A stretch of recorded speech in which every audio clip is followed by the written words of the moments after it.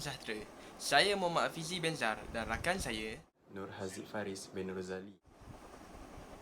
kami dari Bachelor of Business Administration. Pada hari ini, kami akan mengupas topik yang bertajuk Sumbangan Tamadun Islam dalam Masyarakat Melayu. Sebelum kedatangan Islam, agama dan budaya, Hindu-Buddha sudah bertapak kukuh dalam setiap aspek kehidupan masyarakat alam Melayu hingga berabad-abad lamanya. Agama dan budaya ini begitu kuat dan sangat jelas mempengaruhi sistem politik, sosial, ekonomi dan pemikiran masyarakat alam Melayu. Agama Hindu boleh dikatakan menjadi anutan kebanyakan masyarakat atasan seperti golongan istana kerana ia amat sesuai untuk menjaga kepentingan sosial dan politik mereka sendiri. Manakala rakyat biasa atau bawahan selalunya menganut dan berpegang kepada kepercayaan animisme. Sejarah awal kedatangan Islam ke alam Melayu merupakan isu yang terus diperdebatkan dalam kajian sejarah Asia Tenggara. Ini berpunca daripada ahli sejarah, khususnya yang berkaji tentang sejarah kedatangan Islam masih kekurangan bukti berhubung dengan isu tersebut. Hal ini menimbulkan pelbagai pandangan mengenai masa, tempat dan arah tuju Islam di rantau ini. Mengenai arah kedatangan Islam, terdapat sekurang-kurangnya 3 pendapat utama iaitu Islam datang daripada Arab, daripada Cina dan daripada India.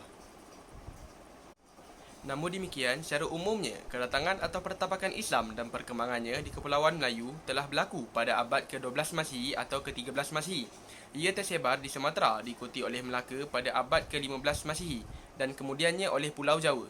Pada permulaan abad ke-16 Masihi, Islam merupakan agama yang kukuh dianuti oleh penduduk di Pulau Maluku. Selepas itu berlaku pula pengislaman di Borneo dan Filipina. Seterusnya, kedatangan Islam dan perkembangannya. Terdapat pelbagai faktor yang dikaitkan dengan kedatangan Islam ke alam Melayu. Berdasarkan tulisan-tulisan para sarjana, antara faktor utama ialah peranan para pedagang dalam penyebaran Islam di laluan-laluan dan kawasan-kawasan perdagangan. Penyebaran dilakukan oleh pendakwah agama, khususnya ahli sufi. Faktor persaingan kuasa Islam tempatan dengan mereka yang belum Islam sehingga menimbulkan kesedaran politik dalam penyebaran Islam. Faktor yang dimainkan oleh istana raja-raja Melayu dalam pelbagai aspek. Faktor kelebihan Islam itu sendiri sebagai satu agama dan faktor penentangan terhadap kuasa-kuasa Eropah, Kristian seperti Portugis dan Spanyol yang membawa kepada perkembangan Islam di alam Melayu ini dengan pesatnya. Seterusnya, pengaruh akidah dan pemikiran. Kedatangan Islam ke alam Melayu telah mempengaruhi banyak aspek. Pengaruh yang dibawa oleh Islam merupakan suatu kesan menyeluruh berdasarkan paradigma Tauhid. Impak Tauhid tersebut menyebabkan kesan yang berlaku itu merangkumi rupa dan jiwa masyarakat di alam Melayu ini.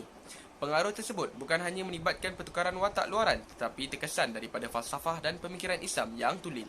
Ledakan Tauhid ini telah mencetuskan zaman baru dan meninggalkan zaman kehidupan pengaruh Buddha dengan metodologinya, dengan alam hayalannya, penyembahan berhalanya dan dengan kepentingan kepada keseniannya. Tauhid itu juga membuahkan kehidupan beribadah, menghiasi akhlak yang bernilai tasawuf, juga mencetuskan perubahan-perubahan lain seperti dalam bidang sosial, politik, perundangan, keilmuan, kesastraan atau persuratan dan sebagainya. Islam telah membawa perubahan yang besar dan ketara dalam merubah kepercayaan dan corak pemikiran masyarakat alam Melayu. Islam telah membawa unsur-unsur yang rasional, intelektual, logik akal di mana mereka diajar supaya mempercayai Tuhan iaitu Allah yang Maha Esa. Secara logiknya, dunia ini tidak boleh dipimpin dan diperintah oleh banyak Tuhan kerana jika demikian, sudah pastilah dunia ini menjadi huru-hara dan kelang kabut lantaran akan berlaku percanggahan pendapat dan perintah di kalangan Tuhan yang banyak itu. Oleh yang demikian, memang logik dan benarlah bahawa Tuhan hanya satu iaitu Allah SWT yang Maha berkuasa. Berikutan dengan perkembangan Islam di alam Melayu, ciri-ciri sosial Islam juga telah bertapak secara beransur-ansur yang akhirnya berjaya mengambil tempat ciri-ciri sosial Hindu yang menguasai masyarakat ketika itu. Antara ciri-ciri sosial yang dibawa oleh Islam ialah persamaan taraf dan persaudaraan Islam antara semua anggota masyarakatnya, sehingga tergugat kedudukan sistem kasta dan perhambaan serta perbezaan taraf di kalangan mereka. Dengan terhapusnya sistem kasta yang dipengaruhi oleh budaya dan tamadun Hindu, Islam telah menggantikannya dengan memperkenalkan sistem atau konsep persamaan taraf dan persaudaraan Islam, malah berjaya mewujudkan perpaduan, kemesraan dan semangat bantu-membantu antara satu sama lain. Yang terakhir daripada saya ialah pembaharuan dalam aspek politik.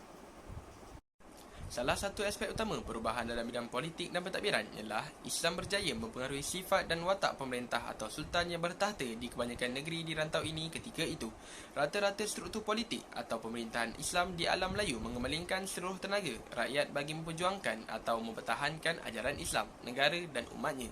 Selain daripada itu, antara watak yang berjaya dibentuk oleh Islam terhadap sultan-sultan juga ialah mendorong mereka supaya meminati ilmu dan mendekati para ulama. hingga istana-istana menjadi pusat pengajian Islam yang utama. Ini berlaku kepada sultan-sultan yang terkenal seperti Sultan Malik Al-Zahir, Samudra Pasai, Sultan Mansur Shah, Melaka dan Sultan Iskandar Muda, Mahkota Alam, Aceh. Ramai juga sultan-sultan Melayu yang terpengaruh dan menerima ilmu atau amalan tasawuf seperti Sultan Muhammad Yusof Al-Khalidi Riau dan Sultan Iskandar Muda Aceh serta lain-lain lagi. Kitab Tajus Salatin 1603 Masih karya Bukhari Al-Jauhri merupakan satu penulisan mengenai bidang politik atau ketatanegaraan alam Melayu. Beliau dianggap pelopor dalam bidang ini yang telah mempengaruhi karya-karya berikutnya. Contohnya, Bustanus Salatin 1638 Masih oleh Nuruddin Al-Raniri dan Sulalatus Salatin 1612 Masih oleh Tun Sri Lana. Dengan itu, jelas sekali memperlihatkan pengaruh Islam telah berlaku di dalam pemikiran politik rantau ini setelah kedatangan Islam. Pengarangnya telah mengulas sifat-sifat yang perlu ada pada seseorang penguasa atau pemerintah seperti sifat amanah, adil, terbuka, sama rata, beriman dan budiman, lemah lembut, tidak melanggar hukum Allah dan syariah, mengasihi para ilmuwan dan menerima nasihat mereka, mengambil berat keadaan rakyat serta lain-lain. Terima kasih saudara Hafizi atas penerangan itu tadi. Seterusnya, saya Nur Haziq Faris bin Rozali akan menyambung dokumentari ini dengan menyentuh mengenai pengaruh undang-undang. Salah satu aspek perubahan penting yang telah dicetuskan oleh Islam di rantau ini ialah bidang perundangan. Di Melaka contohnya terdapat dua teks penting undang-undang yang ternyata sekali banyak terpengaruh dengan ajaran Islam iaitu Hukum Kanun Melaka dan Undang-Undang Laut Melaka. Penampilan kedua-dua teks undang-undang ini dapat mempamerkan dengan jelas bahawa peraturan Islam pernah diamalkan di rantau ini, bukan sahaja sebagai undang-undang diri tetapi juga sebagai undang-undang jenayah, muamalah, kekeluargaan, keterangan, acara dan sebagainya yang berpandukan undang-undang Islam. Perihal pengamalan Islam sebagai undang-undang di alam Melayu umumnya dan di tanah Melayu khususnya telah pun dibuat dalam suatu keputusan dalam Mahkamah Inggeris yang menyatakan bahawa sememangnya undang-undang Islam itu adalah undang-undang asal negeri ini. Seperti mana kita tahu, Profesor Ahmad Ibrahim juga menyatakan hal yang sama iaitu sebelum kedatangan penjajah Inggeris, undang-undang Islam sudah dilaksanakan di Malaysia dan hakim-hakim British mengakui bahawa undang-undang Islam adalah undang-undang negeri ini. Jika kita kaji mengenai kanun Melaka, ternyata bahawa Islam telah berjaya mempengaruhi sistem perundangan di Melaka. Mukadimah undang-undang tersebut dimulai dengan konsep keislaman. Kemudian ditarif kedudukan jawatan Sultan Mahmud dan Raja-Raja Melaka sebagai Khalifah Al-Mu'minin.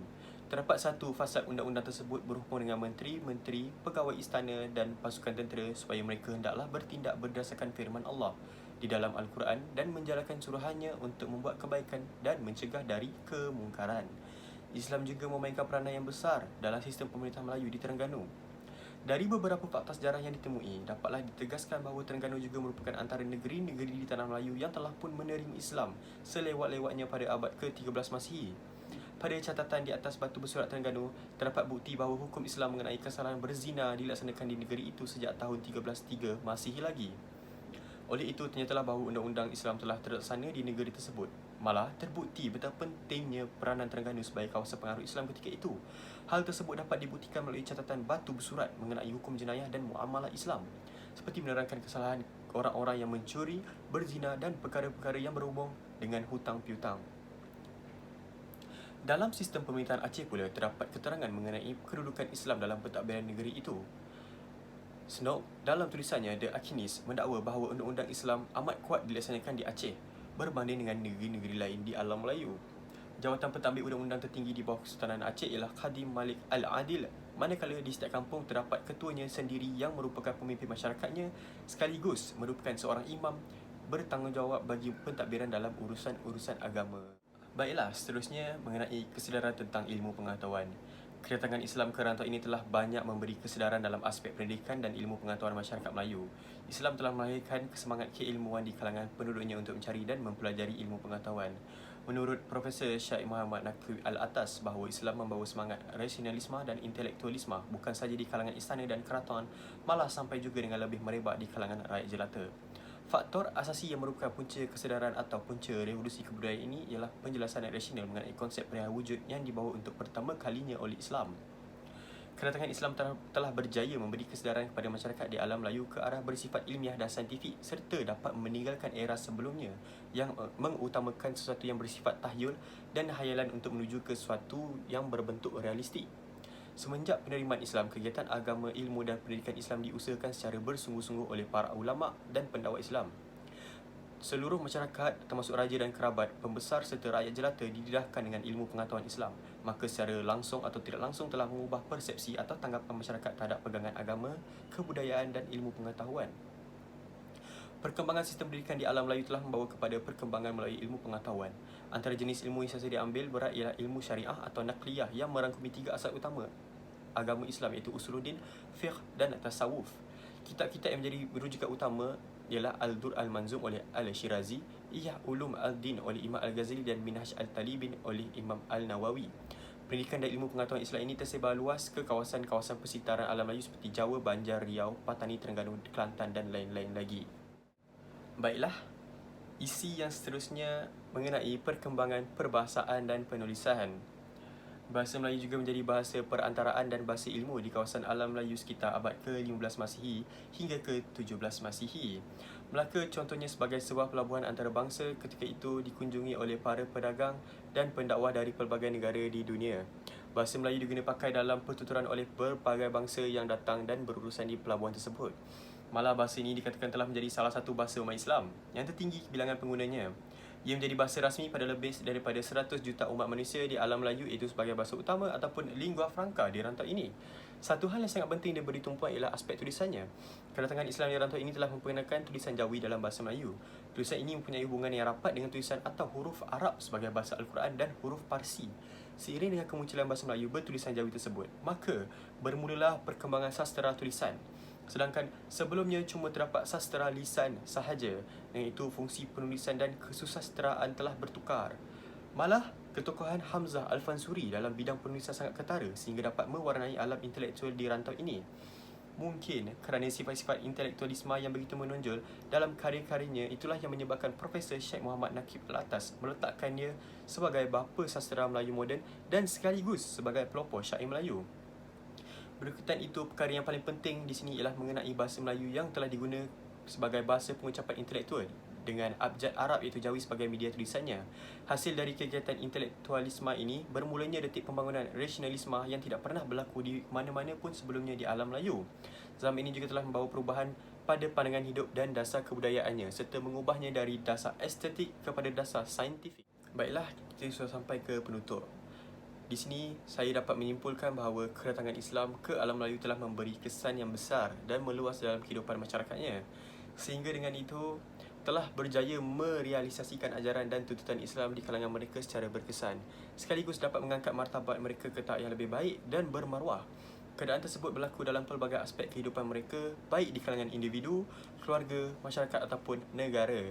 Kedatangan Islam telah membawa perubahan menyeluruh kepada sistem kehidupan masyarakat alam Melayu seperti akidah atau agama, sosial, politik, pemikiran, perundangan, ilmu pengetahuan dan sebagainya.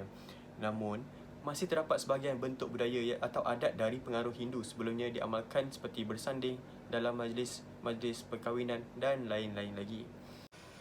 Sekian, terima kasih daripada kami berdua. Kami berdua juga ingin bersyukur kehadrat Ilahi kerana dengan izin kurnianya, dapat juga kami menyempurnakan tugasan bagi subjek Tamadun Asia dan Tamadun Islam ini. Sepanjang menjalankan tugasan ini, kami telah memperolehi pelbagai maklumat dan pengetahuan yang lebih terperinci lagi berkaitan tugasan ini, iaitu sumbangan Tamadun Islam kepada masyarakat Melayu. Di kesempatan ini, kami mengucapkan ribuan terima kasih kepada semua pihak yang terlibat sepanjang menjalankan tugasan ini, terutamanya kepada pensyarah kami iaitu Dr. Ilmi bin Baharudin, kerana beliau telah banyak memberikan tunjuk ajar kepada kami sepanjang menjalankan tugasan ini. Tunjuk ajar beliau amat membantu dalam usaha menyempurnakan tugasan yang telah diamanahkan ini. Selain itu, turut berterima kasih kepada rakan-rakan seperjuangan yang telah banyak mengumpulkan bantuan dan kerjasama bagi merealisasikan usaha menyempurnakan tugasan ini dengan jayanya. Segala bantuan yang telah anda hulurkan amalah kami hargai kerana tanpa bantuan dan sokongan anda semua, tugasan ini tidak dapat dilaksanakan dengan sempurna. Akhir sekali, saya akhiri dengan serangkap pantun Pohon Selasih di dalam kolam anak haruan berenang-renang. Terima kasih kami ucapkan budi tuan menjadi kenangan. Sekian, Assalamualaikum.